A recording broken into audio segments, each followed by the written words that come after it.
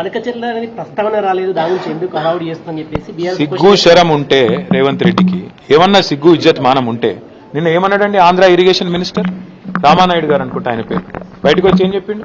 ఇక ఆంధ్రప్రదేశ్ ఎడిషన్ లో పేపర్లు ఏం రాసినాయి, చంద్రబాబు నాయుడు గారు ఏం చెప్పారు? సాక్షి తీయండి, ఈనాడు తీయండి, ఆంధ్రజ్యోతి తీయండి, ఆంధ్ర ఎడిషన్ చూడండి, స్పష్టంగా చెప్పిండు చంద్రబాబు నాయుడు గారు.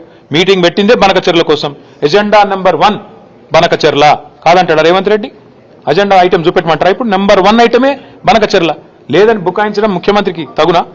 నిమ్మల రామానాయుడు గారు బయటకు వచ్చి చెప్పినారు, ఆంధ్ర ఇరిగేషన్ మంత్రి గారు, మేము అడిగినాం బనకచెర్ల గురించి, రేవంత్ రెడ్డి ఒప్పుకున్నాడు, కమిటీ వేసినాం, 30 రోజుల్లో ఒడిచిపోతుంది, 31వ రోజు మా శిష్యుడే కాబట్టి ఆడిచ్చినట్టు ఆడతాడు, ఆయన జుట్టు మా చేతులుంది, ఓటుకు నోటు కేసు ఇంకా ఉన్నది, కాబట్టి ఏమన్నా చేస్తాం అని ఫుట్బాల్ ఆడుతున్నారు. చంద్రబాబు కోవట్ను పెట్టుకుని ఇలా తెలంగాణ ప్రజల ప్రయోజనాలు, తెలంగాణ రైతుల ప్రయోజనాల పట్ల శాశ్వతంగా విద్రోహం చేసే ప్రయత్నం చేస్తున్నారు. అర్థం కాదు ఏముంది ఇలా. నిజం చెప్తున్నారు మీరు అనుకుంటున్నారా? పొరపాటు. రేవంత్ రెడ్డికి శాపం ఉన్నది, నిజం చెప్తే తల 1000 ముక్కలు అవుతుందట. ఎన్ని నిజాలు చెప్పిండండి రేవంత్ రెడ్డి? యాద్